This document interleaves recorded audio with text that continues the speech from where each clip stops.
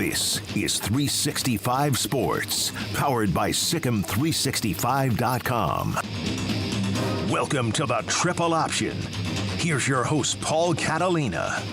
Alongside Steven Simcox, who we did not get to see last week because a bug just went right through his house. Yeah, So, RSV, man, not great for the little kids. No. But we're doing better this week. Good so deal. That's good. Yeah. Glad to be here. Yeah, you had a week, a lot of dad. Yeah, a lot of that. A lot of wiping up snot. Yeah. Not your favorite week. No, not top 10 either. But we just keep pressing on. Yeah.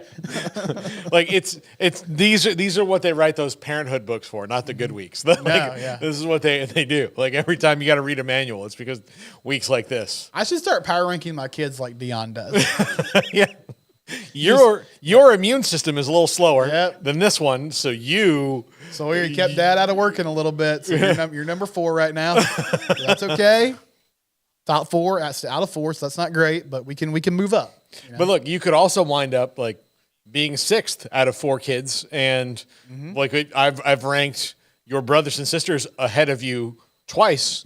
Yeah, because you've disappointed me that much. Or I could put the dog up there. I mean, he's kind of annoying most of the time, but maybe he supplants one of the children. So you're right. Okay, 4 out of 5. That's not as bad. Yeah, like you could that way. Like there's really that's the way they know. Mm-hmm. You know, like there's because there's going to be a point where the Santa Claus carrot is different. But I'll leave it at that. It's different. So you've got to do things like, oh man, I'm below the dog this week. I really disappointed my parents. Yeah, and this week's gonna be tough because the last few days I've had a good bribe of Halloween, right? Okay, you guys don't shape up, maybe we won't go trick or treating. Which is just an empty threat, but they don't know that. Yeah, I'm gonna go trick or treating because heck, I want candy too. But that's been a good motivator for the troops. Hey, did you do a family costume or do you just go? No, I don't dress up. Do you dress up, Paul? Oh, Steven, I thought you knew this about me and how I feel. I figured you didn't. About this bogus holiday. Here's the thing. It's a children's holiday. A children's holiday. Adults have, from our generation, not our parents' generation. Our parents' generation didn't do this. Yeah. Our generation, my generation, maybe not your generation. You're a little younger than me. But mine and Garrett's generation did this. Mm-hmm. We co-opted Halloween as an everybody holiday. Yeah. And here's the deal about Halloween. If you're not into playing dress up, then it's not a day for you. And I'm not begrudging that you do.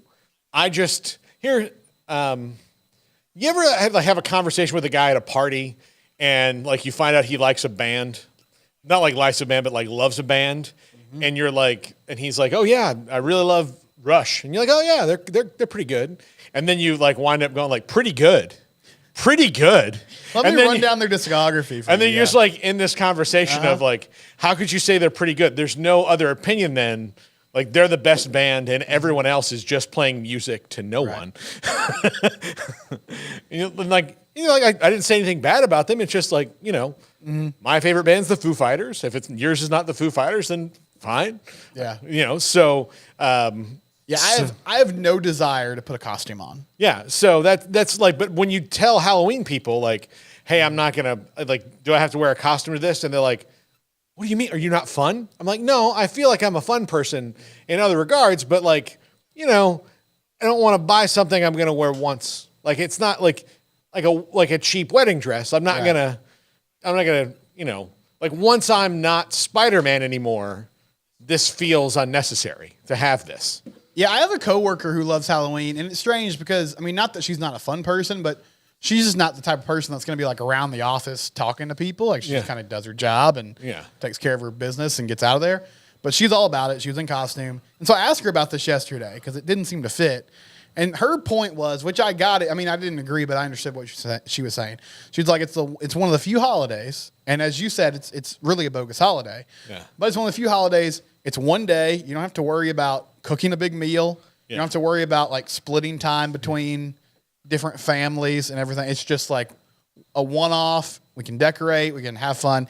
And so I understand that. I get that. That's a good way to put it. Yeah, but I don't have any themes. Well, for one, my kids can't agree on anything. And so we're not going to do they don't even really like the same movies. So I can't even be hey, let's do let's all be the Avengers. Yeah, let's all be the Avengers or something like that. We can't even get there. And so they just end up doing their own thing, and then I'm not gonna get dressed up. That's just not in my repertoire. I do. Here's what I do love about Halloween, though, because you have people like your coworker. Mm-hmm. So I went to a place last night to just pick up a couple pizzas and go home and wait for trick or treaters. Yep. That was orders of my wife, who, by the way, it's Amanda's birthday today. So happy birthday to Amanda. Yes, I'll say it again on the main show that she actually watches. But 26 years old, huh? Yeah, exactly. I like them young. No, she is younger than me. That's for sure. So I go and I walk in. This has also made me feel really old. So there's a guy at the bar. He's just drinking a beer and he's on his phone. And he's dressed as Beetlejuice, which is one of my favorite movies. Mm-hmm. I love Beetlejuice. Garrett, have you seen Beetlejuice? Oh, yeah. You've seen Beetlejuice? Yeah. Okay. So here's how out of the loop I felt in my life. I walked up and I was like, and the guy at the counter, I'm like, you must have said his name 3 times. And he went, what?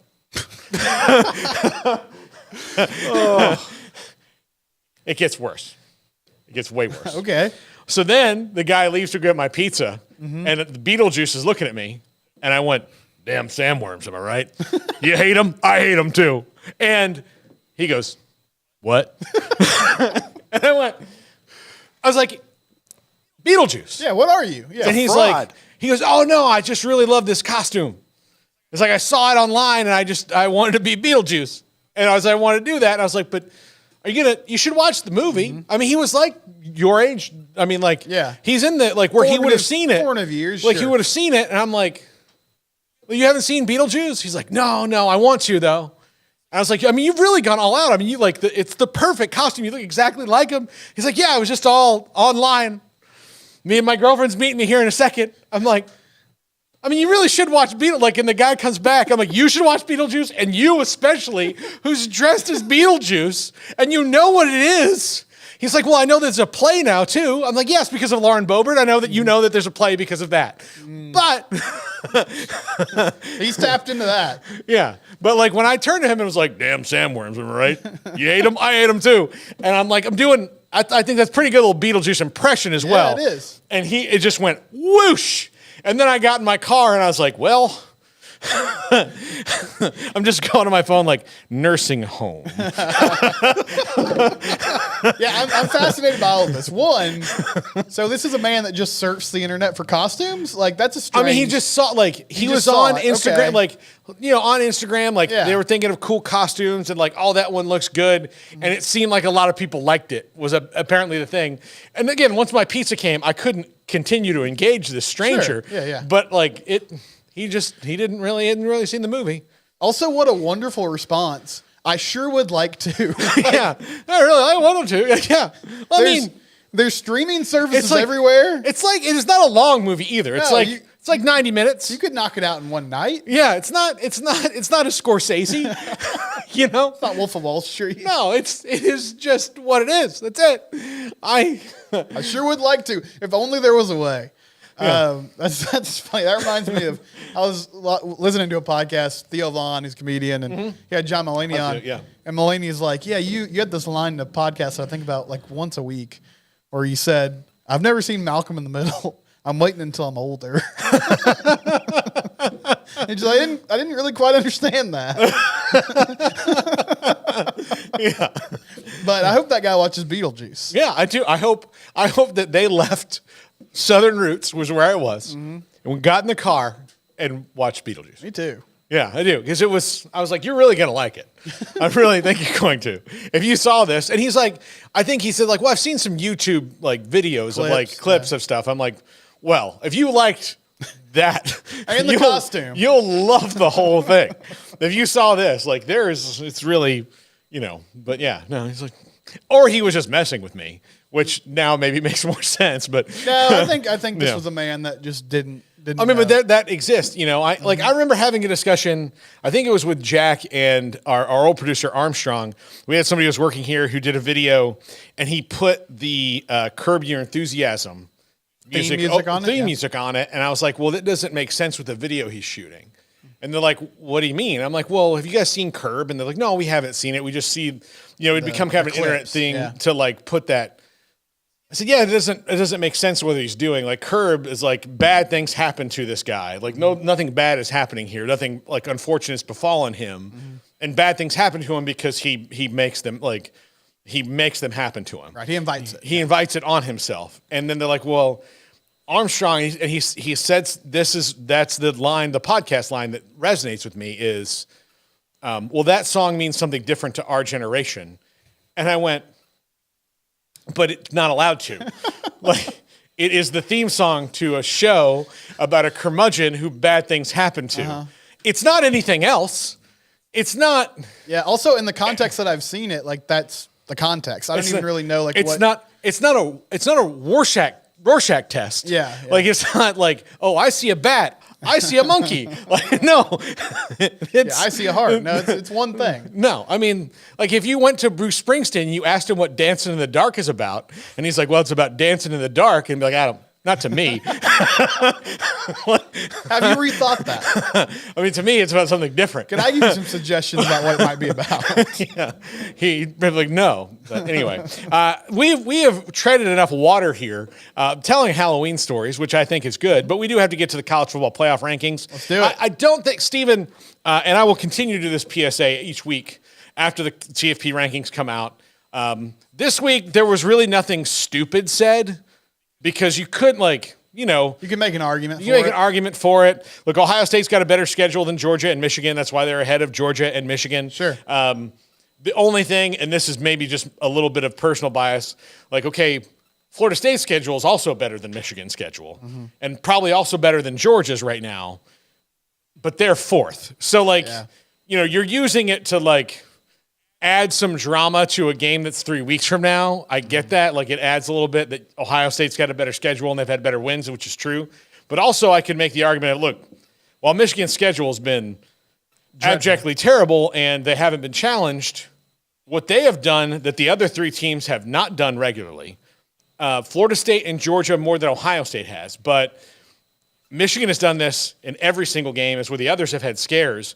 Michigan has not even had to think about, you can steal the signs you want. They haven't needed them in the second halves of games. Yeah. They can just be like, well, they can do what they want. It's, every game is 43-7 at least. I mean, they're blowing people out. So they are clearly so much better than the rest of college football that, I don't know if there's anything you can say about that. So that's the argument I would have made for Michigan if I wanted to put Michigan number one. And I would have had no problem with any of the top 5 teams being number one. I really if you had told me Washington's number one because they're in the Pac-12 and they beat Oregon, who might actually be the best team in the Pac-12, and Washington managed to pull it off and beat them and may have set up a situation where if Oregon loses again, Washington wouldn't have to even play them once more. That's earned a number one spot. Great. If you tell me Florida State's number one, of course I'm going to tell you Florida State's number one because it's what I believe in my very soul. Georgia's the 2-time defending national champ, and they haven't lost yet. Yeah. Ohio State's got wins over Penn State and Notre Dame. But there's good arguments for everybody here. There is. I mean, I didn't come away incensed by anything. I think it's funny that, I'm sure Kirby Smart is using this today in the Georgia building and saying, hey, put us number 2, guys. Look at this injustice. They don't believe in us. We've won 2 straight national titles. Yeah. They don't give us the benefit of the doubt. But, I mean, as you laid out here, there's a lot of games that are going to make these arguments more clear in the coming weeks. And so we'll get to see Michigan and Ohio State. I think you're right. Michigan, you play your schedule, but they have left no doubt to this point. They look like a team that honestly is on a mission, coming off that disappointing loss in the playoff last year. And maybe they're motivated by this sign-stealing thing too. I don't know. There's a lot of outside noise. It seems like so far they've been able to keep that all in the building. But Ohio State's won big games, and, I mean, there's the opportunity for them to get back on top of that rivalry in a few weeks against the Wolverines, which would be huge. And then Florida State has signature wins. I really liked what Washington has done, and I feel like maybe they would have been number 4 if not for the struggles that they've had the last 2 weeks. But they'll get the opportunity against, USC and other teams, Utah down the stretch here, and then potentially in the Pac-12 championship game. Would they rematch against Oregon, or are they in different Yeah, I think divisions? the ACC is adopted the Pac-12's like top 2 teams in the Pac-12 are going to play against each other. So yeah, so that could be a crash course. But there's a lot of different scenarios to play out. I didn't come away like really angry about anything. I think, as you said, you can make arguments for a lot of different things. And the playoff committee selection, like explainer, that's a job I would never want because everybody just hates that person. Like the guy that's got to come out and be like, Boo Corrigan has to sit next to now he does that alone, and then he does the teleconference with Bill Hancock, who is a lobbyist, and doesn't answer any question directly ever. Like, I would hate to sit in a restaurant and order food with Bill Hancock and be like, what would you like with that burger? Would you like fries or onion rings? whatever you think is best. And he's like, listen, we haven't, it's too early for those discussions about fries or onion rings.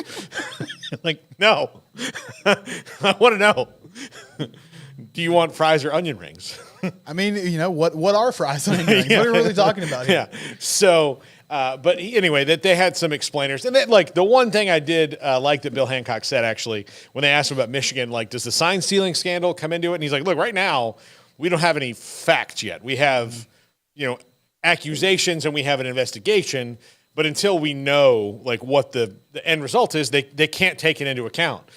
And they'd be crazy to, because, like, all of this, like, there's certainly something going on. Yeah. But we could find out in the end that, like, oh, well, really, it didn't affect it all that much. And, or they just punished them for breaking that rule, and that's kind of it. But, and the varying degrees of severity, it depends on who you are, I guess. But yeah, that's the only thing. But yeah, the Boo Corrigan has we had Kirby Hocutt, Craig and I, on the show this summer, and I asked him, like, you have, like, I don't know why you would want that job to walk out there and, because you can't just say what's probably on your mind most weeks. It's like, listen, there's a bunch of in this room. We all know a lot about college football. We pick the 4 teams we think are best because that's the job that we have. Yeah. And I cannot explain this and this and this. Like, if you want to know why X team is better than Y team, then I'll just tell you because we think so. Well, and I mean, how much, we're not in the room, so we don't know. Yeah. But how much of it do you think is really just eye test? Because, like, they come out and they do these and I know they have metrics, and, like, with numbers are so advanced now, and I think they do tell a lot. But you can also, with that, you can kind of manipulate things, especially if teams have similar records, to be like, oh, well, let's look at, first down efficiency. Let's look at success rate. Let's look at all this stuff. And so I'm sure they kind of pigeonhole and say, okay, these are the things we want to hit on. We go out here and talk. But, like, Paul, it's football. And these people know football. They like football. I feel like really they just get in the room and they say, yeah, they look at the resume, but really they're just like, I think this team is better. Well, and a lot of it is, okay, if you're down to 5 and 6, if you're, who are those teams? Like, I think they get down to we don't think that 6 and 5 would beat 4 most of the time. Yeah, on a neutral field. On a neutral, like all those things, if they played 10 times, it would be 8-2 or 7-3. And we're going to go with, now if it's 50-50, you've probably got a bigger problem where you're like, I don't know, which is going to happen more and more. Which is one of the reasons they need, like, the transfer portal has made them have to go to a 12-team playoff, because you'll get into those discussions now where, as this continues to go and rosters are less deep and shift a lot, Alabama's been good forever. Yeah, but, like, they haven't done, like, we might see a period where Alabama doesn't wind up in the top 5 for like 6 years in a row. They might make the playoff, but they might lose in the first round or not make the championship game, and then you're saying, well, yeah, Alabama was great in this part of the 2000s, but now it's 2029, and they haven't been what they are. Nick Saban's still going strong, but they're still what they are. So, like, things are going to change. The 12-team playoff will make it easier, a ton easier, because there will be some obvious ones, and then you'll have a couple that you're like, well, okay, this is the debate on that. But for now, they need reasons not to be, and they're not trying, especially at this point in the season, they also, like, you guys are getting mad on the internet. Like, Ohio State and Michigan are playing each other. Oregon and Washington could wind up playing each other again. Any of these teams could lose to a dud at any time. Like, sure. Ask UNC. Like, you could lose to 2 duds in a row that takes you completely out of this thing. And had everything gone according to their plan, they would have been trying to say, like, why they're better than everybody else right now. But that's not the case. So, I think that, it'll morph. I'm glad this is the last year we have to put up with this stupid television show because it's a waste of time. Yeah. It's a total waste of time. But Curdy Hocutt, he was like, yes, it's very hard because there's sometimes you just don't have the data points. Or you don't have anything to really say. You're I mean, what do you like? Okay, well, we think this team is better. The end. Yeah, this is like I know you're asking this, and I respect that. Like, it's a good point. And believe me, we've talked about it. I think the problem that they run into is sometimes there were times where Gary Barta, you could see that he walked out and like Reese Davis asked him a question, and he was like, "We did not think of that. we didn't draw that one up on the board. Can you wait like 5 minutes? I got to run back. Can we make a quorum? Can we do a sidebar with the committee? Yeah. I'm just like, you guys take a commercial break, come back, talk amongst yourselves. You'll see me when I'm back on screen. I got to run in and be like, hey guys, did you guys know that Oklahoma lost? Reese, I really have to go to the bathroom. Give me like 2 minutes tops. Yeah. Well, I mean, and look, they had Texas, Alabama, Oklahoma was the one weird thing where Texas is above Alabama, which they should because they beat them, but Oklahoma's behind both of them, and they beat Texas. They beat Texas, right? Which then they had some kind of they're like Oklahoma. I guess Oklahoma lost to Kansas, but their loss was more recent. And to a team that we respect less than them. Like, that's the Baylor TCU thing again. Now, I know you have probably different feelings on this because you're a TCU fan, but, Baylor lost to West Virginia. Right. TCU lost to Baylor. Baylor lost to a worse team. And then people are like, yeah, but Baylor beat TCU. So, like, between the two of them, Baylor won that game. So, really, that should trump that, right? And they're like, well, not. And the Big 12's like, not really. Yeah. No, people can clip this if they want. The head-to-head matchup should have mattered. And ultimately it did. I have no idea. To this day, I don't know why they had TCU number 3 before the last week of the season, and Iowa State. They beat Iowa State by 100 points, and then they dropped 3 spots. But bottom line was, Bob Bowlesby botched that because they didn't have a championship game.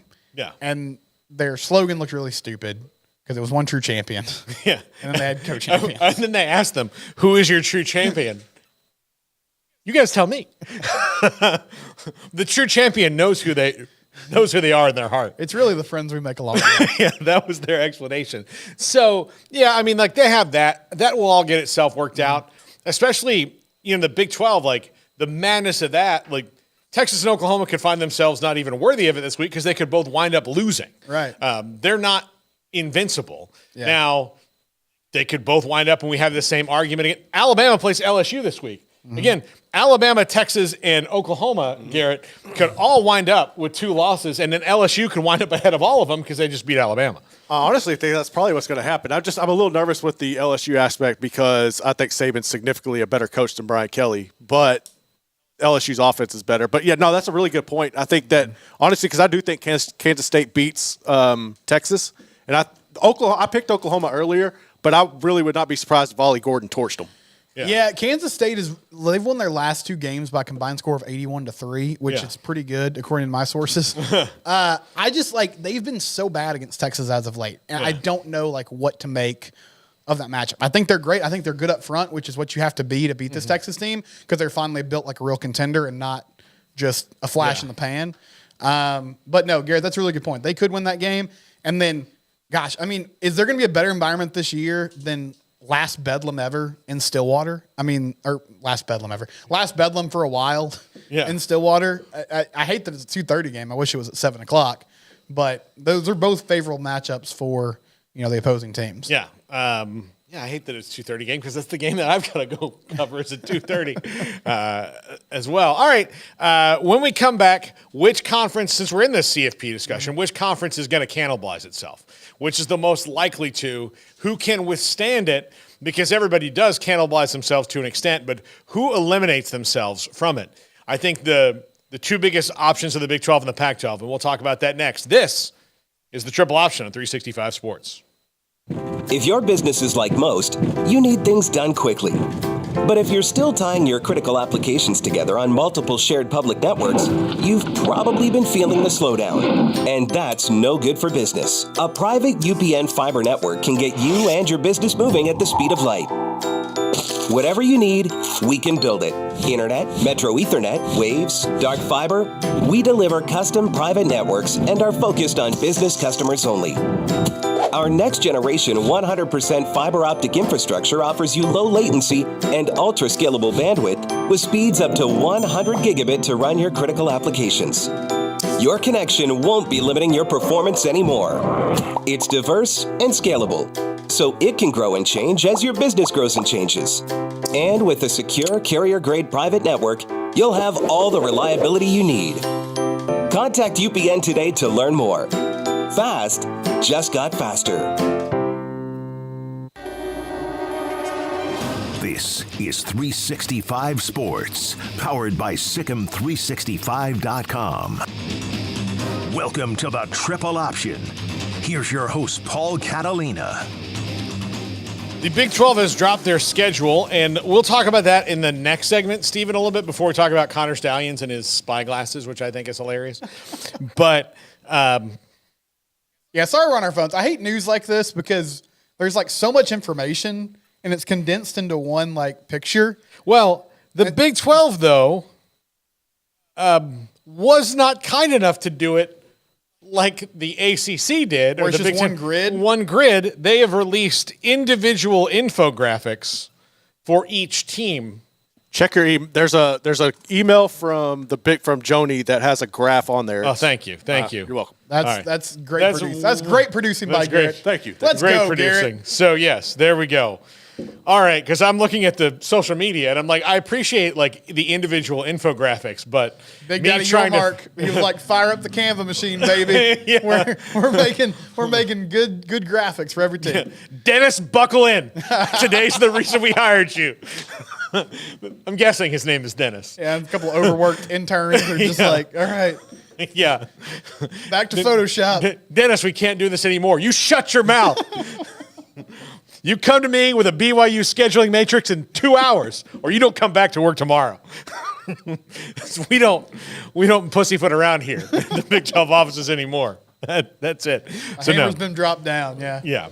So, Stephen, which conference do you think after the CFP has dropped the way they've ranked it at least the first week? We've got 5 more weeks or whatever it is before the last one.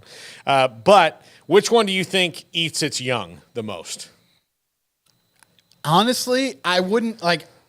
I have held this belief for a few weeks now that I thought it would just be Oklahoma and Texas in the Big 12 championship game, but I think it's going to be the Big 12 that eats itself alive. There's so many teams now that are grouped up together, and even with the unbalanced scheduling, a lot of them are going to end up playing each other. We get K-State, Texas this week. We get Oklahoma State this week as well.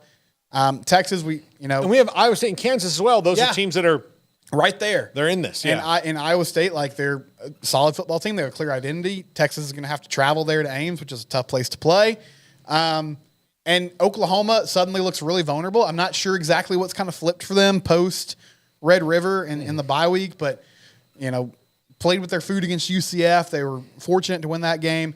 They lose to Kansas on the road against Jason Bean, who's not your typical backup. I mean, he's played a lot of snaps, but still, it kind of is what it is. They don't look as confident with Dylan Gabriel in the passing game suddenly. And so I think there's a good chance they drop one more game. And then even if it does end up being Texas and Oklahoma, there's a decent chance that one of those teams has 2 losses. Maybe one of them has 1. And if that team with 2 losses, finds a way to win, then suddenly it's a tough situation for the league. Yeah, absolutely. Do you need water? Do you water anything? Yeah, water. Yeah. Gary, can you get him a water? Thank you. While we're here, yeah. It came on suddenly. My goodness. Or Jack, I'm sorry. Jack was back there doing a project. Well, here, pick your poison. There we go. Yeah. Not exactly totally cold, but thanks, Jack. I'll tip you after the show. Yeah. But no, I think you're right. I think with Washington and Oregon, there's a good shot they'll both wind up right where they are with just more wins. Yeah. Oregon will have the 1 loss. Washington will be undefeated. Although Washington's been getting scared lately, and I think that Apple Cup, even though Washington State's in a bit of a free fall right now, that one would scare me the most if I was Washington. Quite honestly, it would, just because there is going to be some bitterness, which is what would scare me if I'm Oklahoma. Is that there's some bitterness on the road? Yes, and some just righteous indignation about that. If Texas or OU makes it to the playoff, does the Big 12 claim that? I mean, I guess they can. They probably will. And they better. They better. You know, it's going to be so weird. Like, I don't know how I assume the perception will be like, oh, well, this is future SEC team that's made it in. Well, the thing is that it's hard to make the argument that they maybe wouldn't also be doing this in the SEC this year. Yeah. Because the SEC is not what it was. Because a lot of, fans would be like, well, they wouldn't have done it in the SEC. And you're like, well, I don't know that they wouldn't have this year. Like, I don't know. And then you feel like, because if you say, like, well, you wouldn't have done this in the conference you're going to, and you may not, but you're doing it here, and now you're sacrificing this chance, for money. But Texas has already proved they could. They went to Bama. Yeah. They went to Bama. Won the game. But the thing is that Texas also got to play Baylor. They also, like there's some along the way. Right. They SEC fans will always claim the grind of the schedule will be Yeah. too much for X team to handle. Yeah, because their Baylors and Houstons and UCFs are better, whoever those are year to year. The Mississippi State and Ole Miss, and Ole Miss is good, but Mississippi State and State, Vanderbilt, Mizzou are the one. Kentucky, like those are all better than your middle to bottom dwellers. That's the argument. Yeah, and that'll be there. It's hard to refute that. I think the thing Texas can say, though, is Garrett talked about them winning against Bama and against the Baylors and BYUs and everybody else. I mean, aside from that Houston game, nobody scared them. I mean, they've taken care of their business and won. Of course, they lost to Oklahoma, but that's another team that's making that transition next year. Yeah, so I don't know. It'll be interesting to see. I think with Oregon and Washington schedules on, like they're not like getting out of this. USC still has to play. They both still have to play USC. Mm-hmm. So now USC is an absolute mess. They're an absolute mess, but they could probably still put a hurting on you if you're not ready for it. Yeah, offensively. Now I don't think that's going to happen because they are a disaster.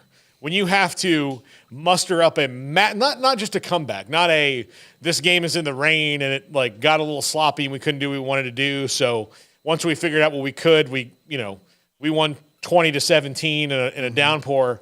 They had a massive comeback against Cal, a school that the most exciting thing that's happened at a football game this year was before that game when 15 students delayed it for a protest. Like maybe the second most exciting was hanging with Auburn for 4 quarters. Yeah, I mean that's just, like there's not good news at Cal right now when it comes to winning on the football field. And then they almost have this win against USC, and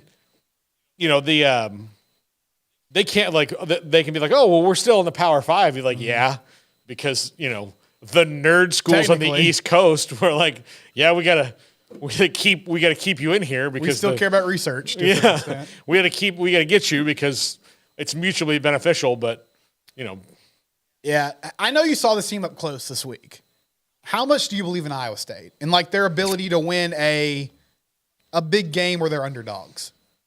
I don't think so. I mean, like TCU surprised me in that they were not ready for the way that Iowa State was going to play that particular night. Right. That like they got caught really flat-footed. And granted, I know Chandler Morris got hurt in that particular game, and then they were dominating the game before that, though. Yeah, but I mean, he got hurt. Like, there's all these things that went in, like that went into that. So, I mean, that's the underdog game I think about. I didn't think about the Oklahoma State win. I didn't really think of either of those teams being massive underdogs because when that time that game was played, I thought they both weren't very good. Sure. I was like, oh, it's 31-24. Well, good for Iowa State, but it'll come out in the wash that neither of those teams are very good. And since that moment, both of them have been quite good. So I don't know, like on the road, I don't know. At Ames, you have the little bit of that, home sauce you can get. You do. I don't know either. I mean, I'm sure I'll get comments for this, but whatever. It's hard for me to believe in a team led by Rocco Becht. I know that. I think Malik Murphy also showed that they can figure out an offense to run with him as long as he's there. Yes, and I mean the thing with Texas is they look like they have a team that travels and that they can run the ball and kind of control the clock. and they're not going to, they're not going to try to spread you out, which is what that Iowa State defense is more designed to stop because that's what they see typically on a week-in, week-out basis. So, I mean, I don't think they can win a game like that. But they're right there. They lost to Ohio earlier this year, and suddenly they're in the Big 12 championship race. Yeah, it's going to be a bizarre thing. I mean, Kansas or Iowa State's out of this thing this week. Reasonably, you could if Kansas State loses, they're probably out of it this week because they need too much to happen. Mm-hmm. Texas and OU, like, they can keep pace. Oklahoma, like, if Texas and OU win the game, then we're kind of back to status quo. Yeah. But if it gets jumbled, then you're talking about a CFP that's probably not going to see a Big 12 team. And right now, they're on the outside looking in anyway and have to have some things happen on the way up. So right now, like, they've already cannibalized. Like, if it ended today, they'd have cannibalized themselves right out of it. Like, Kansas would have ruined the whole thing by beating Oklahoma. And so, yeah, I don't know. Like, the Pac-12, like the Big Ten, Ohio State or Michigan's in this thing. Like, they are. Essentially, they said, like, by the rankings last night. I think you could argue that the loser of that game, it's probably not going to happen this year just because there's so many teams. But the loser of that game doesn't have to play the last week of the season, and that can end up helping them if that's their only loss on their record. Well, I mean, look, if chaos happens around it, who's to say that Washington, Oregon, Florida State all don't have two losses at the end of it, and then you have this team that could be Ohio State with one loss, and you're like, well, shouldn't have lost two games, guys. Right. Like here you are, and their only losses to the number one team would be Michigan at that point, and you're like, all right, well, put them in. So a one-loss Washington or Oregon that's a Pac-12 champion, you think they're automatically? Yeah, I think so. I think you have, like, as good as that league is, and then, like, what you have to go through. Yeah, come on. Yeah, you absolutely have to. So, yeah, I think that. Now, like, there's only two teams that can make it in any given league, really. Aside from, I guess you could make an argument that Penn State could find their way back into this thing but I think you're talking about you're down to two, You're really down to one in the ACC because I don't think they're putting Louisville in, even if Louisville wins out. Louisville has one loss? Yeah. Okay. If Louisville wins out, that means they also win the ACC title game. I just don't think they're putting Louisville in. Probably not. I think they'd have an argument, but their loss is to Pitt, so that would be their. Yeah, that's a bad one. They blew a tire. Yeah. So since their losses to Pitt, that would be Louisville being out. So really, you only have one ACC team that can be in this thing right now. You have a couple SEC teams in Alabama and Georgia. Ole Miss could reasonably get back in it, but they need Alabama to lose a couple times. Yeah, because they have the win over LSU. That would help them. Yeah. And then, I think they can make a run for it. Yeah, but they're like way to the back of it. Right. And then, Texas and Oklahoma are really the ones who can wind up in the CFP at all in the Big 12. And so, there's it's all weeding itself out, and it always does. Everybody always frets like what happens if there's 11 undefeated teams. There never is. They all going to play each other. It's not going to happen, Yeah, or what happens if we get first time ever we get a two-loss team? Well, they'll just play the game. I mean, and it's not going to happen because there's going to be plenty of teams. There'll be two-loss teams. There'll be more two-loss teams and more undefeated teams when you get to the 12-team playoff. Right. Simply by the nature of the fact that we're in 16 to 18 conferences now, and you're going to have teams that may not play each other at all that would not knock each other out. Like even in conference title game scenarios, like there could be a three-way tie at one loss, and like one of the one-loss teams is like, well, I guess I lost on the 11th tiebreaker in the book, so those things are going to happen. Start doing like point totals and stuff. Yeah. As you add 12 teams and more teams don't play each other in the same conference in a given year, but most of the time it's going to work itself out. There's only so many like elite players to go around that you can be having a great year, but if you don't have, at the end, it's the guys who have the horses who win. Yeah. It's hard to go undefeated or go with one loss. We see teams every year. We're like, oh, they'll run the table, and then they just don't. Yeah. And because the guy who was making the biggest difference is out that day. Right. And you're like, oh, well, man, he makes everybody around him better. Mm-hmm. They should really appreciate that guy while he's there. Yeah, it happens. When we come back, we dive a little bit into the Big 12 schedule and Connor Stalions' Mission Impossible. This is the triple option on 365 Sports. If your business is like most, you need things done quickly. But if you're still tying your critical applications together on multiple shared public networks, you've probably been feeling the slowdown. And that's no good for business. A private UPN fiber network can get you and your business moving at the speed of light. Whatever you need, we can build it. Internet, Metro Ethernet, Waves, dark fiber. We deliver custom private networks and are focused on business customers only. Our next generation 100% fiber optic infrastructure offers you low latency and ultra scalable bandwidth with speeds up to 100 gigabit to run your critical applications. Your connection won't be limiting your performance anymore. It's diverse and scalable, so it can grow and change as your business grows and changes. And with a secure carrier-grade private network, you'll have all the reliability you need. Contact UPN today to learn more. Fast just got faster. This is 365 Sports, powered by Sikkim365.com. Welcome to the Triple Option. Here's your host, Paul Catalina. The Big 12 schedule has been released for 2024, 5, 6, and 7. And Get fired up for those 2027 matchups. Yes. Do you want to know? Do you want to so you can plan ahead for TCU? Would you like to know who they're playing in 2027, Steve? Yes, please. I'll skip the first 3 years because you'll need time. Yeah. You'll need time. I need to start playing. They really don't matter. I need to start looking at flights. Yeah. Start looking at flights. So in 2027, you'll be able to get flights. Well, let me line it up right. To Utah, Colorado, Oklahoma State, Iowa State, and Cincinnati. And then just short little jaunts, unless by 2027, you're in your jet. You will have Arizona State, Tech, Baylor, and Houston. Tech and Baylor or not Tech and Baylor, TCU and Baylor are protected rivals. So they'll play every year in the rivalry.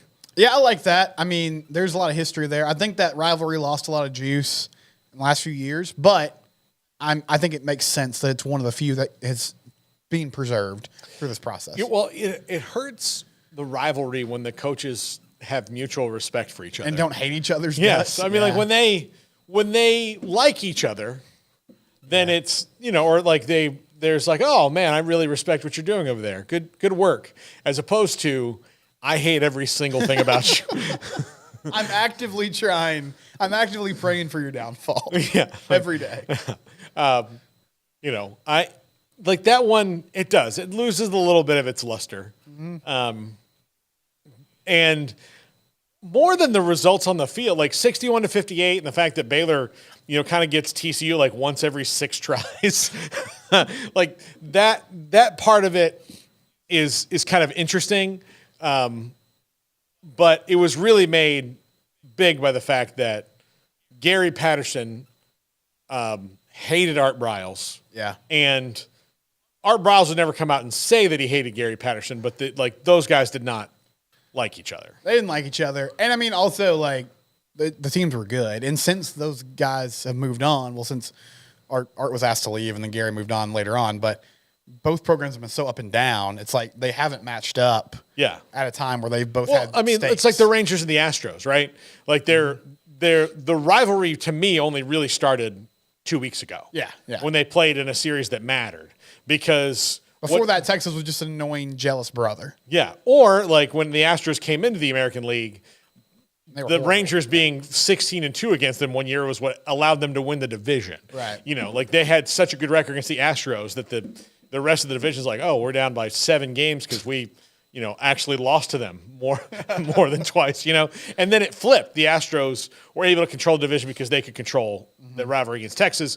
That's kind of how it's been with TCU and Baylor, and that they're not good at the same time. Here's the other thing, is that Sonny Dykes is a nice guy. Yeah. Like he's affable. There's nothing to outwardly dislike about Sonny unless you're a referee, He's not trying to pick fights. Yeah, he's not trying there's no petty nonsense. Like it's just about what's between the lines. So I'm glad it's a protected rivalry, and I hope that they're both good at the same time again one day, so that it's not a game that winds up as maybe the rest of Baylor games are going to be on ESPN Plus. The exclusive home of Baylor football. It's been for the last month. What are the other three protected rivalries? Garrett or Paul? One of you guys. Let's see. Arizona State, BYU, and Utah. Okay. It does not appear that Colorado has one. I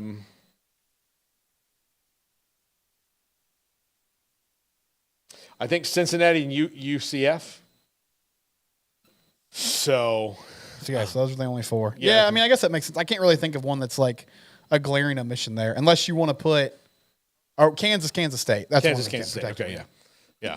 Everybody else kind of has to rotate. I mean, again, the Big Ten kind of showed. Like Penn State has no protected rivals because they're a Johnny-come-lately to the league, and you'd be like, "Who's your biggest rival in this league?" And like, well, because we came here in the '90s, everybody else had like 70 years of hatred, and we're like, "We don't like you, Ohio State." And like, "Yeah, we don't like you either, but like not as much as we hate all these other people." We got bigger fish to fry. Yeah, I mean, look, we'll knock down and we'll get in the mud, but was Penn State independent before that? Yep. Okay, I didn't know that. So okay. Penn State was independent, and. Yeah, I mean, like, if Notre Dame joins a league, if they join the ACC or the Big Ten all of a sudden, if they join the Big Ten, their rival would be USC, but USC also already has some. Yeah. They'd be like, yeah, we don't like you, but, like, it's not our top one. It's not number one, So, yeah, I think that there's – you keep some of the pack and all that. Yeah, I think it's fine. So, I'm not, like – it's an interesting schedule, the way that they do it, and, there's just not a ton of history between a lot of the schools. So, yeah. But the rotating schedule is going to be fun because you get different opponents most years. Yeah. Congratulations to Tucson, Arizona, Lubbock, Texas, Lawrence, Kansas, and Orlando, Florida, who all get Deion Sanders appearances next year. Cross your fingers. Yeah, I think he's going to be there. Yeah, I think he'll be there next year too. Yeah, I don't think he's been able to prove it. Like he's proven that he can turn things around, but like not all the way around. Like he's got to finish. It's going to take some time. Yeah, I don't think he's going anywhere. I honestly think he wants to win a national championship at Colorado and be like, look what I did there. You can smell weed over the whole town. And I won a national championship. You're stoned just by standing in that thing. Ooh, yeah. And I coach football players through weed smoke. He's doing this all day. They were 1-11. People forgot Colorado even had football, including some of the guys that played for the team. And I made it the most exciting place in the world. You know how many people, you know how many times Method Man's been to Boulder, Colorado in his life? Before I got there, none. 0. Now he bought a summer home there. Everybody's on the slopes now. Yeah. You think Lil Wayne's going to come to Boulder for any reason? No. So now, do you want Method Man to buy a summer home in your house, in your place? Then they had to shut down the NBA preseason because all the players were watching us play USC. Yes, exactly. Yeah. Then that's the pitch. And I won a national title. That'll be that. I think he's determined. I also think that he's gonna go into Dallas and just go, you, Let's go. you. Get on the plane. We're going to Boulder. Get on the jet, yeah. Yeah. Get on our NIL jet. Get on the old. You want to go to Boulder? Yep. Here we go. You know what? Bring your friend. Come on. He's pretty good too. I think that's what he's going to be able to do. Like the biggest fear I think schools have of Deion is not necessarily that he's going to win because you have to prove that you're going to win, but they do know that he's going to recruit.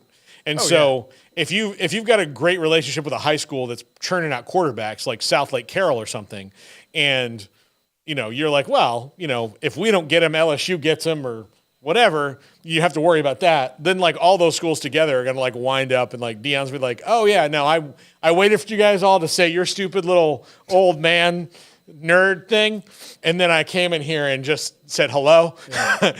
You want to go to Colorado? And the kid was like, I thought you never asked. I don't Brian Kelly talked to me for 4 hours. See, that's what scares me because all of those kids from Duncanville and DeSoto that go to the Texas or LSU now, I mean, they've never had a reason to go anywhere else. Now they easily would be targets for Colorado. Well, and that's true. And there's also nobody in this league right now. UCF is trying to do it because they have that Florida connection, but pretty much everyone else, their MO is, oh yeah, we recruit more undervalued guys and we develop, and then, later on top of the development cycle, they're going to get better. That's not what Colorado's going to try to do. They're just going to go get the best talent they can, and they're going to have the ability to do that as long as he's there. Yeah, absolutely. Yeah, that's the thing that scares him the most is that you can't just decide you're cool.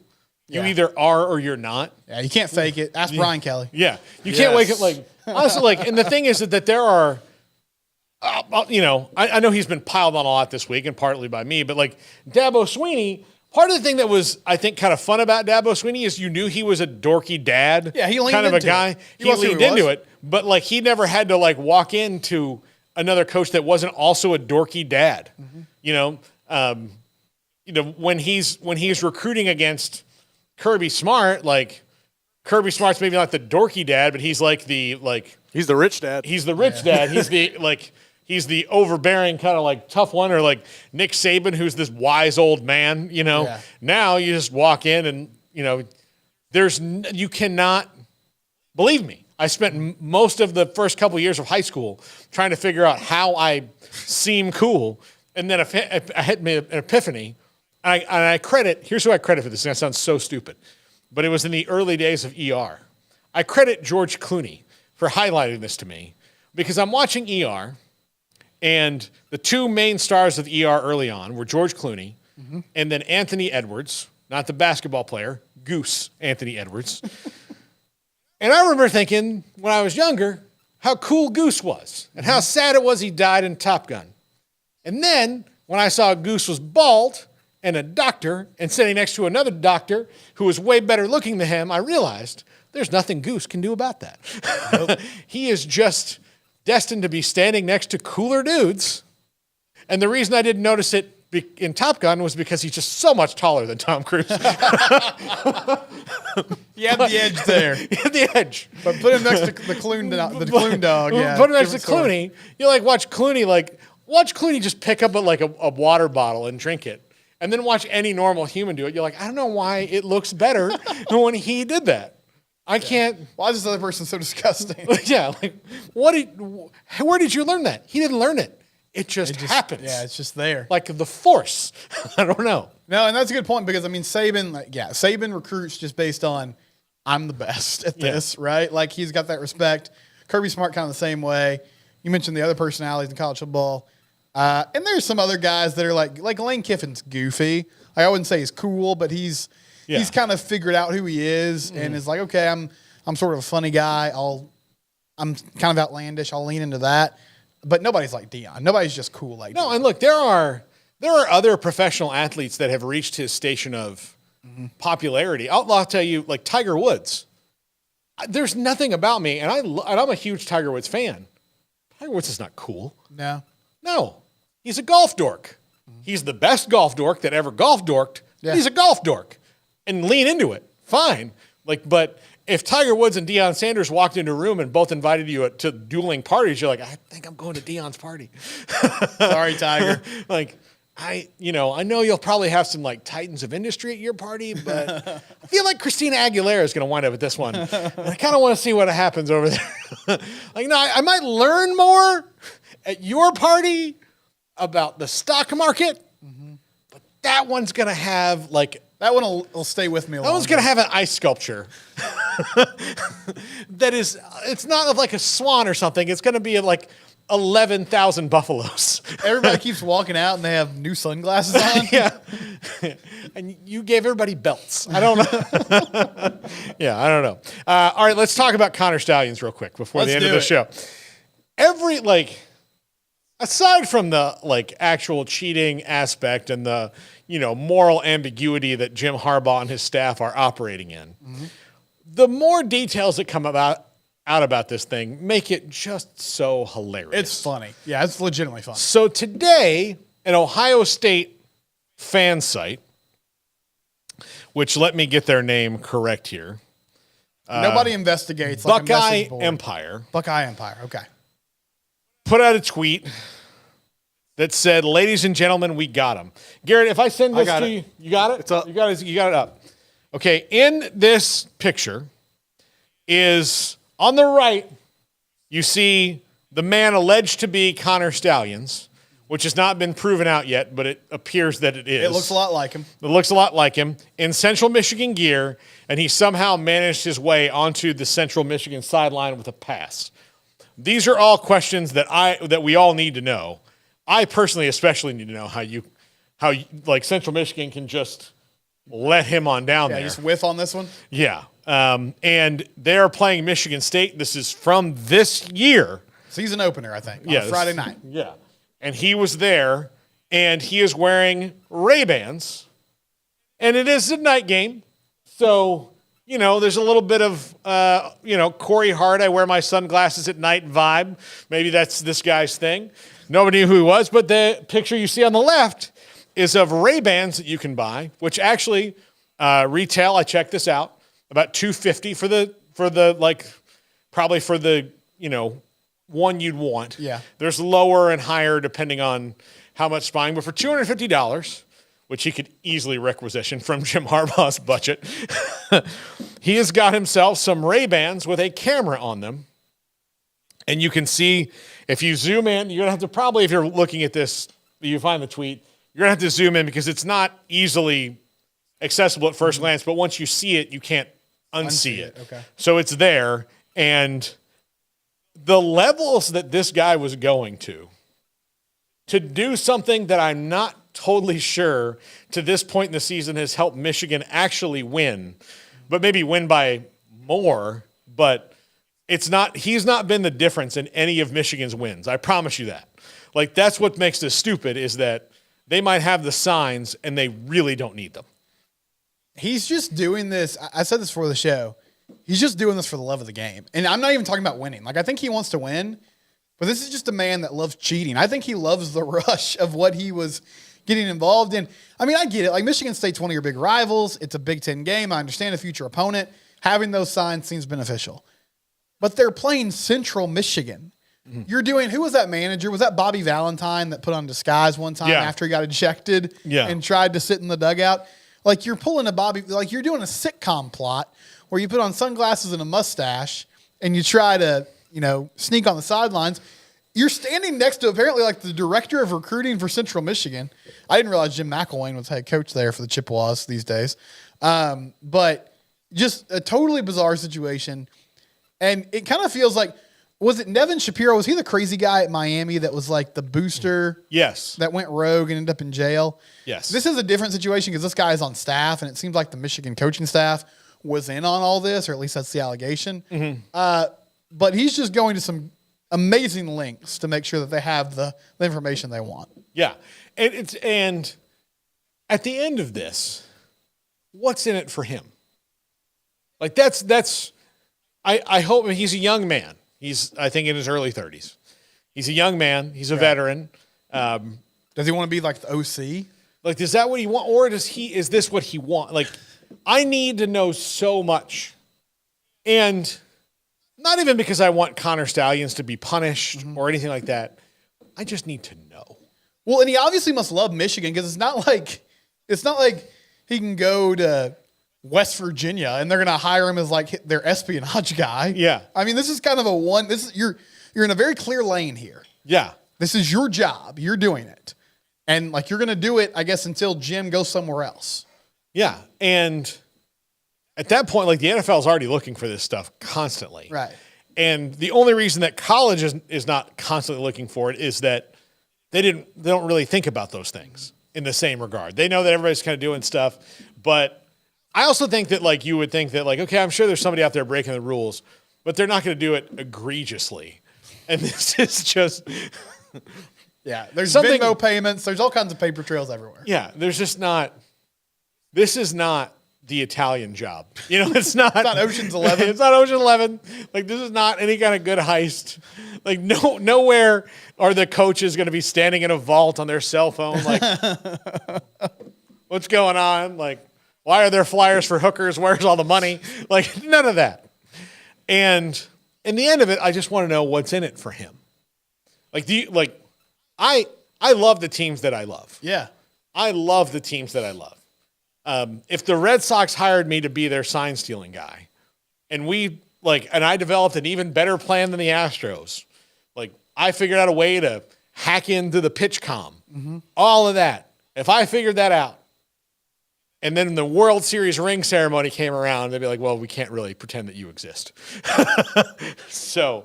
And you can't tell your friends. Yeah, you can't tell it like, you can't I tell guess you could be anybody. like, I work for the Red Sox. I do whatever dummy job they gave me, but. Yeah, I'm in sales. I'm in game day experience. Yeah. And I like to experience the game day all over the place. In all 30 ballparks from a very specific seat. Not always when the Red Sox are playing. Sometimes when they're not playing. Sometimes I just go, it's research. Yeah. I look at, I taste hot dogs and popcorn and see if we can do better. But what's in it for me? Like, what's in it for you? That was a great question. And they haven't won a national championship to this point doing it. Yeah. There's a movie from the 90s called Wag the Dog. And I've thought about that one recently, and it's got Dustin Hoffman and it's got Robert De Niro in it. Mm-hmm. And the premise of the movie is very dark. It's a comedy. It's a very, very, very dark comedy. But the president of the United States has been caught it's ambiguous because they're trying to keep it funny, but in a compromising position with like a room full of Girl Scouts. Like something's happened and it's going to get, like they're worried it's going to get out. And like somebody's going to say something about this thing he might have done with the Girl Scouts, And so the political machine builds a fake war with a country. And like they hire Dustin Hoffman to help them write the script because he's this movie producer. Mm-hmm. And so at the end of the movie, I'm sorry I'm spoiling it for you. It's okay. Which you should still go watch it. Robert De Niro is the guy who's the political fixer. And they're on the plane and Dustin Hoffman's like, oh man, I can't wait. Like, I can't wait to when the story is told. And Robert De Niro's like, no. You can't tell this story. The story doesn't get told, yeah. And then Dustin Hoffman has this really sad realization of like, oh man, like I got to keep this. I got to keep the secret. And it's not even in his nature. He's a movie producer. He wants to tell people the cool things that he did. And then Dustin Hoffman at the end of the movie winds up. So that's what like I think of like, Connor Stalions can do all this stuff and say like, I'm part of the Michigan coaching staff. And then you're like, what do you do? And you're like, well, a little of this, a little of that. Everything. You can't say it. It makes it really like, that's the other thing about this is like fans, especially in the Big Ten, can jump all over this and be mad and angry. It is this. It's a very sad thing when you think about it in the long run. Yeah. Because like, what are you doing? What's it all for, man? What's the end game, Connor? Yeah. And you're doing this, and then for the rest of his life, J.J. McCarthy, an excellent quarterback who might win a national title, will have to answer questions about, well, you knew their plays, right? Mm-hmm. You knew what they were lining up in. And he's going to be like, thanks, Con. Yeah. Like, Blake Corn's like, I'm good at football. We won because I'm good at football. Nah, you're stealing signs. Yeah. And I get that's a little bit how the Astros feel. Yeah.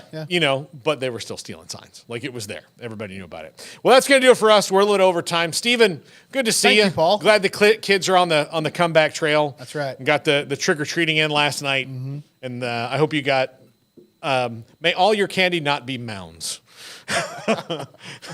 We're strictly Reese's family. Yeah, good deal.